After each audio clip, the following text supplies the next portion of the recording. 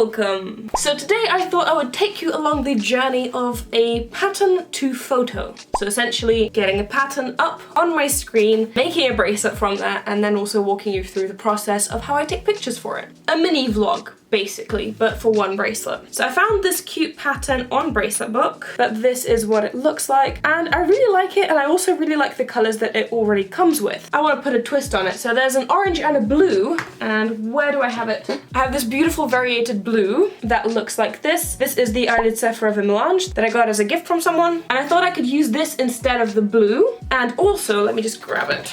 I have this orange as well. And this one I actually know the color number of. It's 50835. That one I don't remember what the color is. But I thought these guys looked really good together and that they would look good in a bracelet. So in the pattern you've got 3 variations of blue and 2 variations of the orange. This will be the darker orange and this will be the medium blue. Do I have any sparkly blues or sparkly oranges? Let me check.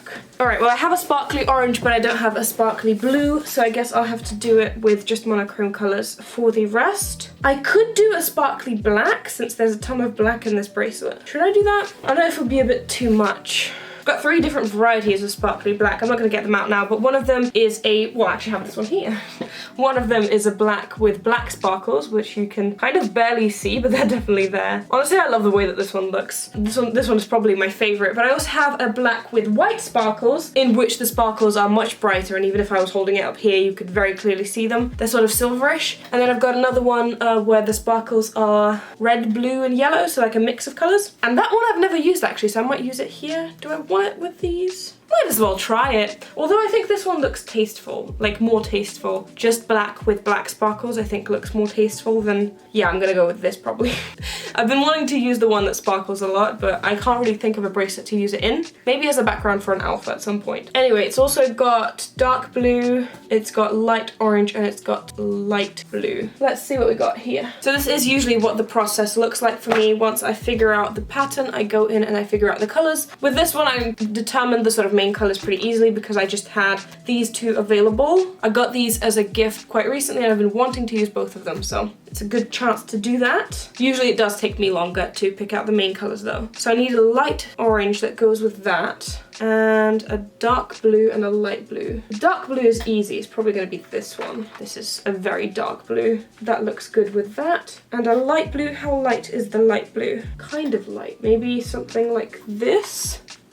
Does it look good? I think it does. So this would be my selection of blues. I think it looks nice. Alright, I just need one more colour, the light orange. This one, do I have enough of it? Guess we'll see. How much do I need? 2? I think I have enough of it. We'll see. More like a yellow though than a light orange, isn't it? Yeah, maybe not this one then. Oh, do you know what? I think I have this one. I've got this one left over from a previous bracelet. I might use this. This is from the checkers tutorial that I did. Does it look good? It looks okay. And all together with this, just a whole bunch of string like this. The thing is with bracelets, you never really know what goes well together. I mean, obviously like color theory and such, you can sort of decide what basic colors look well together, but you can't really tell what it's gonna look like until you actually sit down and you start making the bracelet. That's why you hear so many of these bracelet makers on Instagram complain that they don't like the colors once they've already started making the bracelet, because it is very hard to tell what they're actually gonna look like. But whatever, I decided on these. Let me get the pattern up on my computer screen so it's easier for me to track. And I need to cut these. 2 of each, is it? 2 of that, 2 of that, 2 of that, 2 of that. Yes, 2 of each. And then 1, 2, 3, 4, 5, 6 pairs. So 12 of the black.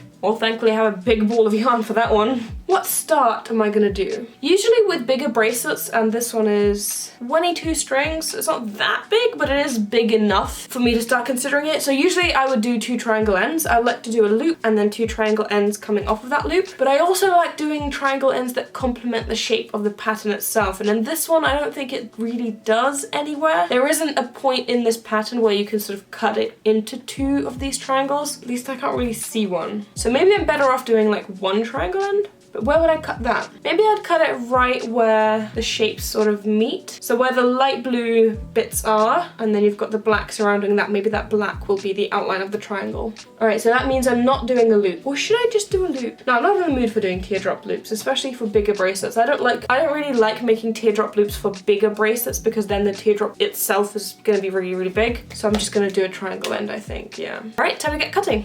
Now again, generally when I don't really know how long I need the string to be, stringy. I put the tip of it in my fingers and I stretch it out until roughly like the middle of my chest, and I go on that. This is a very rough estimate. It's not really how you calculate these things. If you want to know more about how to calculate, I do talk about that in my beginner's guide, but I don't usually do that because I'm lazy. And I just end up cutting off the excess string if I end up with excess string, and adding more string if I need more string. It's just easier than calculating it every time. I then use the excess in alphas or like the rainbow bracelet, for example. If you haven't seen that, I did a tutorial on the rainbow bracelet, which you could do with your excess strings.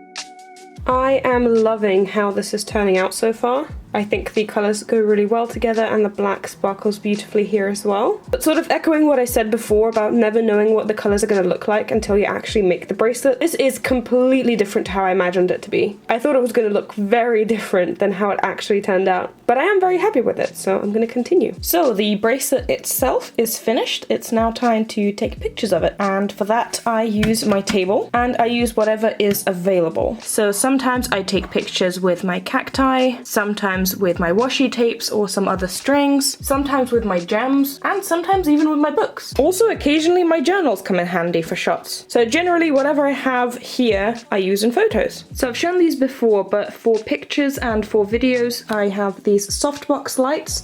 I've got one on each side, one on the right and one here on the left. They produce a soft light that turns on like this, and having them on either side makes it so that the shadows that they cast off the object sort of cancel each other out. So I tried the first setup, and here I tried the cactus first. I sort of positioned my bracelet within the spikes of the cactus, and then I play around with the settings of my camera a little bit. I'm in no way a professional, I have no idea what I'm doing to be honest, but I play around with like the brightness and stuff. And yeah, I go in, I take a couple pictures, see what they look like, and then decide whether or not I want to keep the setup that I currently have. And here I decided that I don't like the way that it looks on the cactus, and I decided to bring out some gems instead and see what it looks like there. The way I position it on the gems as well is I try to sort of get the tails, so the twisted ties, I try to get them in like a nice position so one of them is twisted one way, the other one is the other way. I try to prop it up a little bit with the gems so you can see more of the actual bracelet in the photo. The other two gems are just like for decoration.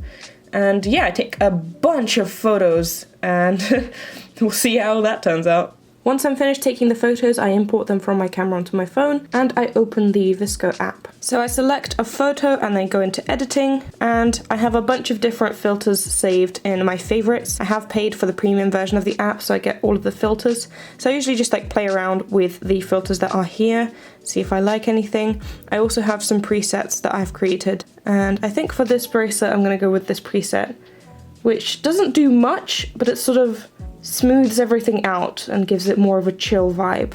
I then save that, and then I open up Snapseed by Google. On Snapseed I go into Tools, Text, and that way I add my watermark. And I know watermarks aren't amazing in terms of photo stealing, they don't really help, but it's still in my opinion best to have one than not to have one. With my watermark I make it small and I try to position it sort of at the edge of the bracelet, maybe along this edge here. So it's there in the photo, but it's also not sort of in your face. I then also go in and I reduce the opacity of it for the same reason. So it's still visible and it's readable, but it's not too in your face about it. And that's pretty much it. The photo is ready to be posted.